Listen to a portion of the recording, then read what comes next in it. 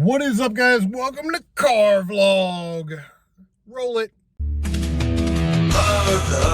Oh yeah, gonna make a video in my car now. Oh yeah, gonna make a video in my car.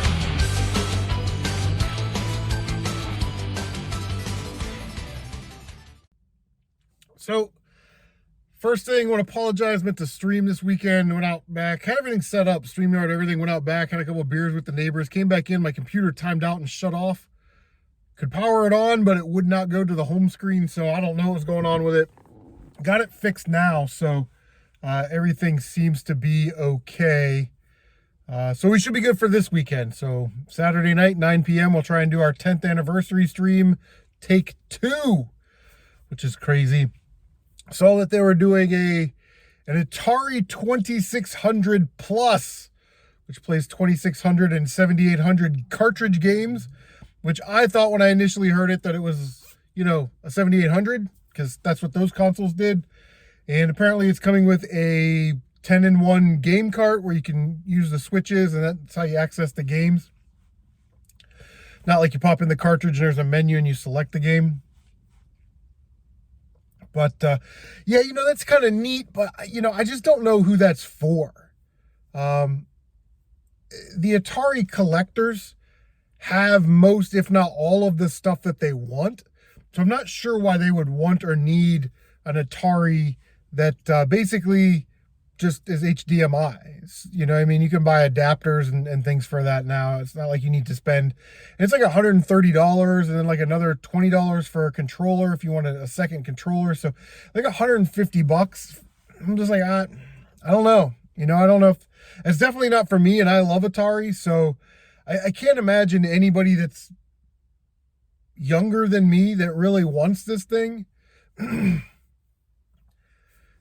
Needs an HDMI Atari. It's just not something that I think anybody really needs. But you never know. There might be a market for it. Sorry. Early. Okay, top 3 controllers of all time. Mega Dan did this and he danced around the answers. Unequivocally, the top 3 controllers of all time. You don't need to look anywhere else on the internet. This is the definitive list.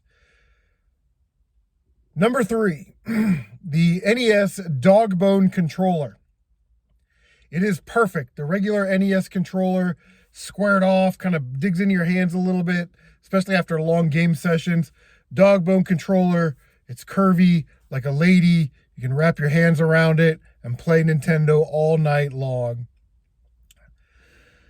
Number 2, the Xbox 360 controller. While I am not a huge Xbox guy, I do like this controller. Ergonomically, fits nicely in your hands. All the buttons are accessible with your 2 thumbs or your 2 pointer fingers. And nothing is just out of place. Let's talk about the GameCube controller real quick. GameCube controller gets a lot of praise. And while it sits in your hands nice, that A-B button combination where the A button's this big and the B button's like this big, and then you have the curved X and Y buttons, it's not good. It's not the worst thing of all time, but the GameCube controller is not good ergonomically for your fingers, nor are those big, draggy trigger buttons, and then that little baby Z trigger that's like right here. You can't use, say, the trigger button and the C stick and then try and hit the A button to fire unless you're using some kind of weird claw thing. So while the GameCube controller isn't the worst controller of all time, it's probably not even in my top 5.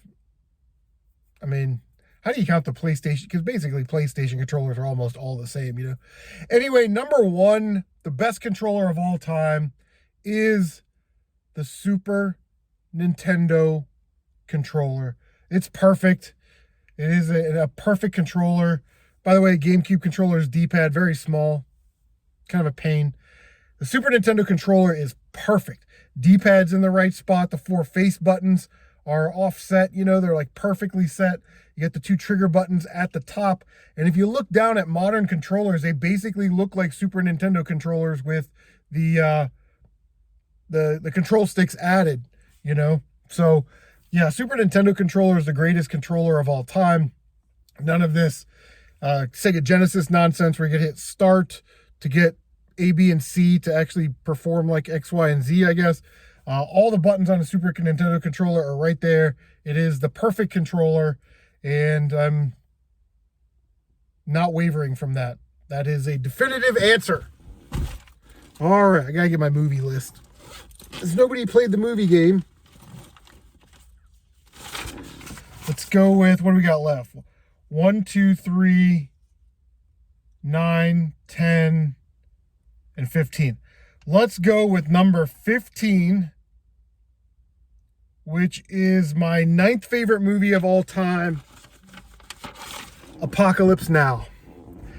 That is one of the all-time great war movies of all time, and it's got a super cast, man.